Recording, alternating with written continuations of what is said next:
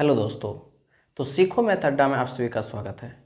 दोस्तों, आज हम क्लास 10th एनसीईआरटी मैथ जो कि प्रश्नावली 1.1 का क्वेश्चन नंबर 1 का सॉल्यूशन करेंगे।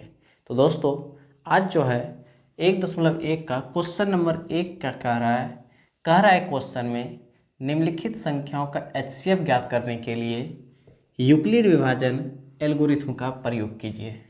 तो दोस्तों, क्वेश्चन नंबर 1 का एक नंबर क्या कह रहा है, 135 और 225 का एचसीएफ ज्ञात करना है। तो दोस्तों, एचसीएफ ज्ञात करने के लिए हम क्या करते हैं, सबसे छोटी संख्या से उससे बड़ी संख्या में भाग करते हैं। दोस्तों, बचपन में हम लोग पढ़े थे क्या कि अगर हम किसी संख्या से यानी भाजक से भाग देते थे भाज्य में तो भागफल आता था और जो बचता था दोस्तों नीचे में शेषफल बचता था। तो यहाँ पर भाज्य के लिए क्या होता था दोस्तों, भाज्य के लिए फॉर्मूला होता था भाज्य बराबर भाजक गुना भागफल। क्या होता था दोस्तों, भाजक गुने भागफल प्लस में क्या होता है शेषफल। तो दोस्तों, यहाँ पर भाज्य को यूक्लिड विभाजन में भाज्य को हम क्या मानेंगे, ए, भाजक को क्या मानेंगे दोस्तों, बी, और भागफल को क्या मानेंगे, क्यू, और शेषफल को क्या मानेंगे दोस्तों, आर। तो यहाँ पर जो फॉर्मूला होगा दोस्तों, ए बराबर बी क्यू प्लस आर, यही दोस्तों यूक्लिड विभाजन का फॉर्मूला है। इसी पे दोस्तों हम 135 और 225 का एचसीएफ ज्ञात करेंगे। तो यहाँ पर हम क्या करते हैं दोस्तों, एचसीएफ ज्ञात करने के लिए, मौसक ज्ञात करने के लिए सबसे छोटी संख्या से उससे बड़ी संख्या में भाग करते हैं। तो भाग करेंगे दोस्तों कितना से, 135 से उससे बड़ी संख्या, उससे बड़ी संख्या कितना है दोस्तों, 225। तो 225 में भाग करेंगे, एक बार में भाग लगेगा दोस्तों 135 बार में। तो दोस्तों यहाँ पर क्या हो रहा है, 0, 12 में 3 गया 9। इसका मतलब दोस्तों जब 135 से 225 में भाग दिए, एक बार में 90 शेषफल बचा। तो दोस्तों एचसीएफ तब होता है जब तक शेषफल 0 नहीं होता है। अगर शेषफल 0 हो गया तो एचसीएफ वही होगा दोस्तों जिससे हम भाग दिए थे। तो दोस्तों यहाँ पर क्या देखेंगे कि शेषफल जो है 90 आ रहा है। तो यहाँ पर दोस्तों भाज्य क्या है, भाज्य यानी ए का वैल्यू 225 है। तो क्या लिखेंगे दोस्तों, ए बराबर बी क्यू प्लस आर। ए का वैल्यू कितना है दोस्तों, ए का वैल्यू है 225, बी का वैल्यू, भाजक कितना है दोस्तों, भाजक है 135, क्यू का वैल्यू कितना है दोस्तों, क्यू का वैल्यू है 1, प्लस शेषफल कितना बचा है दोस्तों, शेषफल बचा है 90 दोस्तों 0 के बराबर नहीं है, इसलिए क्या लिखेंगे दोस्तों, आर नॉट इक्वल टू 0। तो अब हम यहाँ पर क्या करेंगे कि 90 से 135 में भाग करेंगे। किससे दोस्तों, 90 से 135 में। तो भाग जब करेंगे दोस्तों एक बार में 90 लगाएंगे, कितना बचेगा 45। इसका मतलब दोस्तों अभी भी जो है शेषफल दोस्तों 0 नहीं आया है।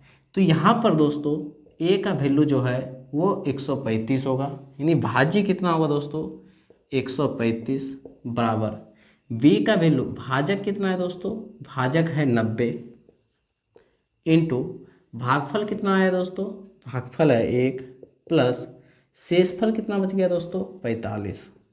अभी भी शेषफल जो है दोस्तों 0 के बराबर नहीं है, इसलिए क्या लिखेंगे दोस्तों, आर नॉट इक्वल टू 0। अब यहाँ पर क्या करेंगे दोस्तों, जो शेषफल बचा है शेषफल से हम भाजक में भाग देंगे। तो 45 से भाग करेंगे 90 में, कितने बार में, 2 बार में 90। यहाँ पर क्या हो गया दोस्तों, शेषफल 0 के बराबर आ गया। अब यहाँ पर जो भाज्य होगा वो क्या होगा दोस्तों 90 होगा, यानी ए बराबर 90 बराबर बी का वैल्यू कितना होगा दोस्तों, बी का वैल्यू होगा 45 इंटू क्यू का वैल्यू क्या होगा दोस्तों, क्यू का वैल्यू होगा 2, प्लस शेषफल कितना आया दोस्तों 0, यानी आर जो है वो 0 के बराबर है। जब r 0 के बराबर है दोस्तों तो हम लिखेंगे अतः 135 और 225 का 135 और 225 का HCF किससे पूरा पूरा भाग लगा है दोस्तों? पूरा पूरा भाग लगा है 45 से, इसलिए HCF जो होगा दोस्तों वो कितना होगा? 45। तो दोस्तों ये होगा दोस्तों क्वेश्चन नंबर 1 का आंसर।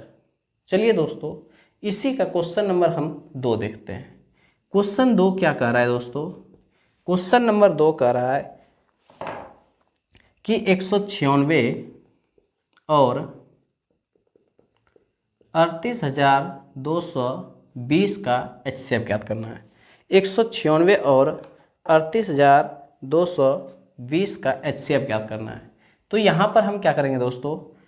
छोटी संख्या से उससे बड़ी संख्या में भाग करेंगे। जब भाग करेंगे तो यहाँ पर सबसे छोटी संख्या क्या है दोस्तों? 196 है। 196 से भाग करेंगे इसमें उससे बड़ी संख्या में 38,220 का HCF जब ज्ञात करेंगे तो यहाँ पर सबसे पहले एक बार में लगाएंगे 196, घटाने के बाद कितना आएगा दोस्तों? 6, यहाँ बचा 8, 1, 2 उतरेगा दोस्तों।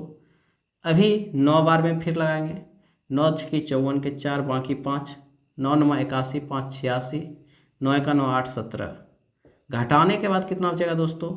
8, इधर बचेगा 9, ये कैंसिल हो जाएगा, 0 उतरेगा। 5 बार में दोस्तों कितना हो जाएगा? 980। यहाँ पर दोस्तों पूरा पूरा कैंसिल हो रहा है। इसका मतलब 196 से जब 38,220 में भाग किए तो 195 बार में पूरा पूरा भाग लग गया। तो यहाँ पर दोस्तों फार्मूला क्या होता है यूक्लिड विभाजन का? A बराबर BQ प्लस R। तो दोस्तों यहाँ पर A का वैल्यू यानी भाजक 196 है, भाज्य कितना है दोस्तों? भाज्य है 38,220। तो A का वैल्यू जो है 38,220, भाजक कितना है दोस्तों? भाजक है 196 इंटू भागफल कितना आया दोस्तों? भागफल है 195 प्लस शेषफल क्या आया दोस्तों? 0। R जो है दोस्तों वो 0 के बराबर है। R किसके बराबर है? 0 के बराबर है। तो लिखेंगे दोस्तों अतः 196 और 38,220 का HCF कितना होगा दोस्तों? कितना होगा? किससे पूरा पूरा भाग लगा है? 196 से। तो 196 जो है दोस्तों वो HCF होगा। तो क्वेश्चन नंबर 2 का आंसर जो होगा दोस्तों वो कितना होगा? 196। चलिए दोस्तों क्वेश्चन नंबर हम 3 देखते हैं। चलिए दोस्तों क्वेश्चन नंबर 1 का 3 नंबर देखते हैं। क्वेश्चन 1 का 3 क्या कर रहा है? 867 और 255 का HCF ज्ञात करना है।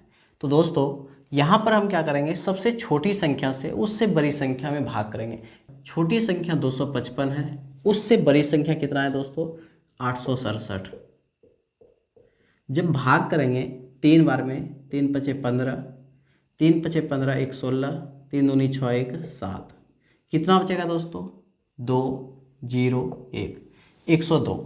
तो दोस्तों जब 255 से 867 में भाग के 3 बार में 102 शेषफल बचा, तो यहाँ पर हम क्या देख रहे हैं? जो भाज्य है A का जो वैल्यू है दोस्तों वो 867 है।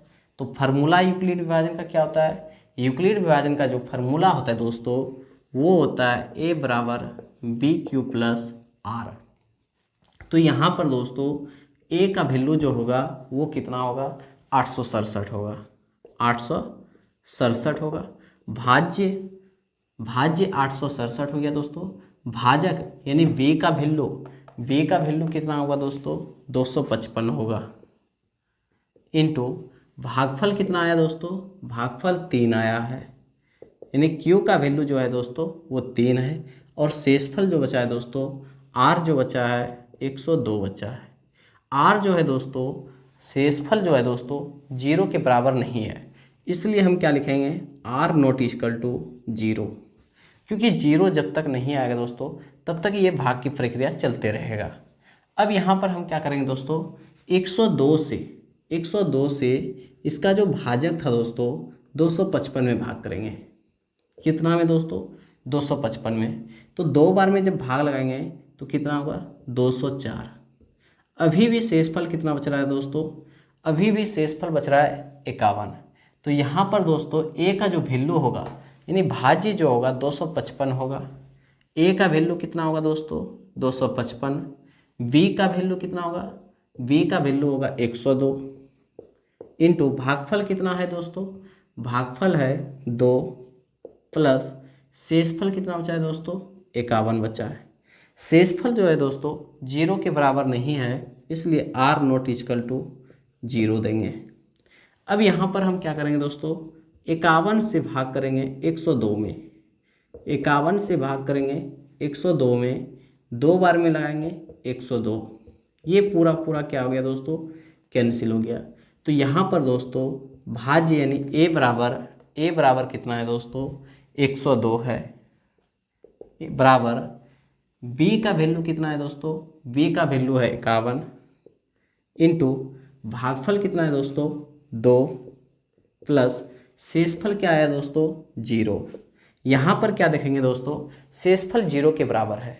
जब शेषफल 0 के बराबर है, आर बराबर 0, जब आर का वैल्यू 0 आ गया दोस्तों तो यहाँ पर जो है 867 और 255 का जो HCF होगा, 867 और 255 का HCF क्या होगा दोस्तों, 867 और 255 का जो HCF होगा पूरी तरह से पूरा भाग किससे लगा है दोस्तों, 51 से लगा है। इसलिए 51 जो होगा दोस्तों वो HCF होगा।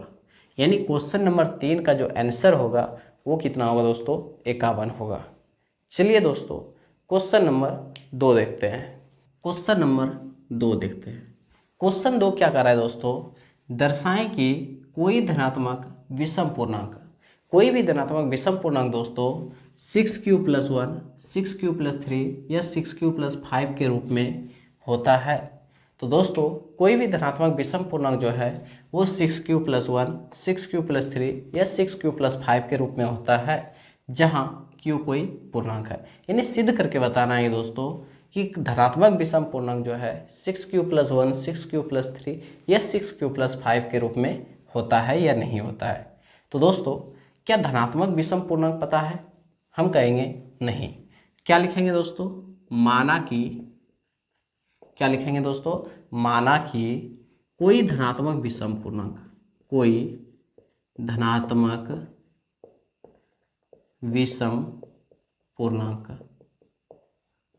क्या मान लेंगे दोस्तों, ए मान लेंगे। कोई धनात्मक विषम पूर्णांक जो है दोस्तों वो क्या मान लिए दोस्तों, ए मान लिए। तो यहाँ पर भाजक जो होगा दोस्तों, भाजक यानी बी का जो वैल्यू होगा वो किस रूप में बोल रहा है दोस्तों, 6q + 1 के रूप में। किसके रूप में, 6q + 1 के रूप में। यहाँ दोस्तों हम क्या देख रहे हैं कि ये जो 6 जो है दोस्तों, ये 6 जो है क्या है दोस्तों, भाजक है। क्यों दोस्तों, क्योंकि अगर हम 6 से हम ए में भाग देते हैं, किस में दोस्तों, ए में, तो भागफल क्या बचता है दोस्तों, भागफल q बचता है और शेषफल जो बच रहा है दोस्तों वो 1 बच रहा है। इसका मतलब ये 6 जो है दोस्तों, ये 6 जो है ये क्या है दोस्तों, भाजक है। तो यहाँ पर दोस्तों हम भाजक कितना लिख लेंगे, भाजक लिख लेंगे दोस्तों 6, यानी बी का वैल्यू क्या लिख लेंगे दोस्तों, 6। अब यहाँ पर जब भी शेषफल आएगा दोस्तों, अगर हम 6 से भाग देते हैं ए में, किस में दोस्तों, ए में, तो भागफल q बचता है और शेषफल जब भी आएगा दोस्तों, शेषफल क्या आएगा दोस्तों, r आएगा। जो r का वैल्यू होगा दोस्तों वो हमेशा भाजक से क्या होता है दोस्तों, छोटा होता है। r का जो वैल्यू होता है दोस्तों वो हमेशा भाजक से क्या होता है, छोटा होता है। यहाँ पर ये बातें याद रखिएगा दोस्तों। तो लिखेंगे यूक्लिड विभाजन एल्गोरिथ्म से, यूक्लिड विभाजन एल्गोरिथम का फार्मूला होता है क्या दोस्तों, a बराबर बी क्यू प्लस आर। तो यहाँ पर a बराबर दोस्तों भाजक कितना है दोस्तों, भाजक है 6, इसलिए लिखेंगे b का value 6q plus are. Are का जो संभव मान होगा दोस्तों वो हमेशा भाजक से क्या होता है दोस्तों, छोटा होता है। तो आर का जो संभव मान होगा, आर का संभव मान क्या होगा दोस्तों, हमेशा भाजक से छोटा होता है। भाजक कितना है दोस्तों, 6 है, तो 6 से हमेशा क्या होगा, छोटा होगा।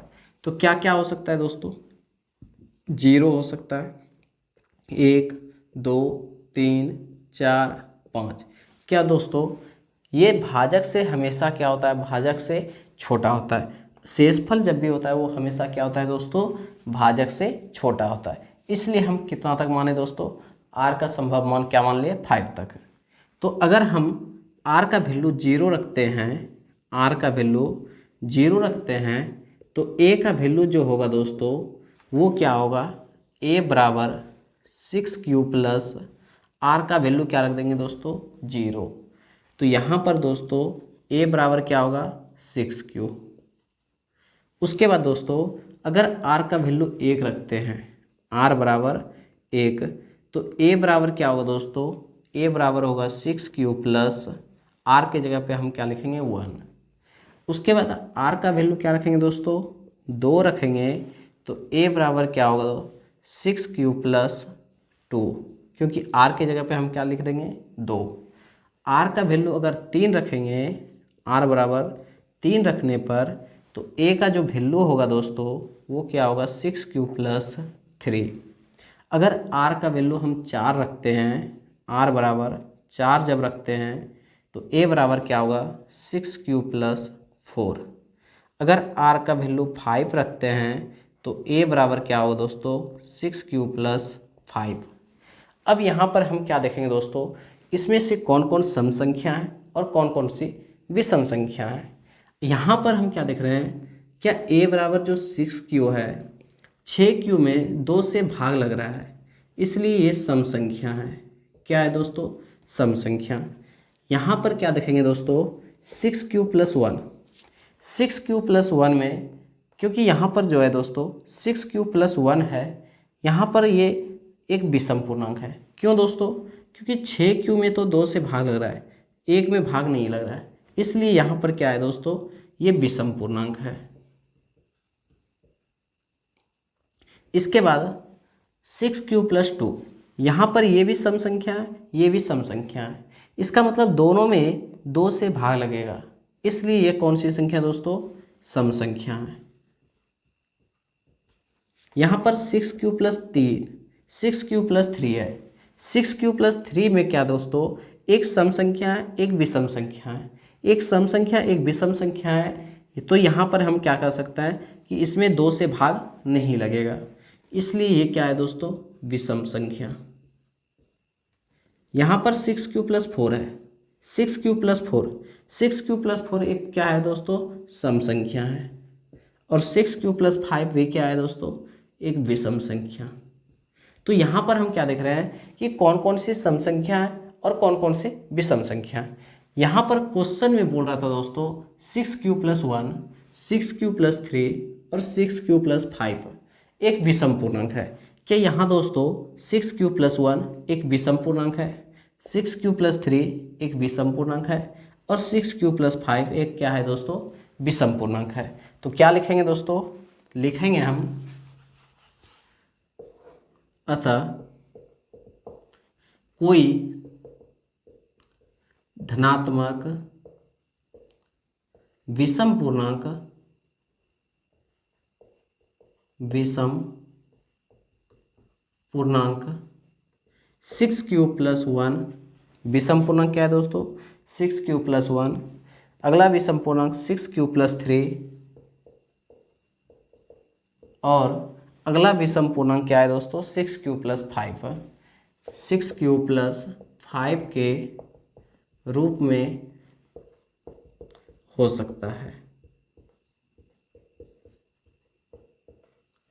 यही क्या होगा दोस्तों, क्वेश्चन नंबर 2 का आंसर होगा।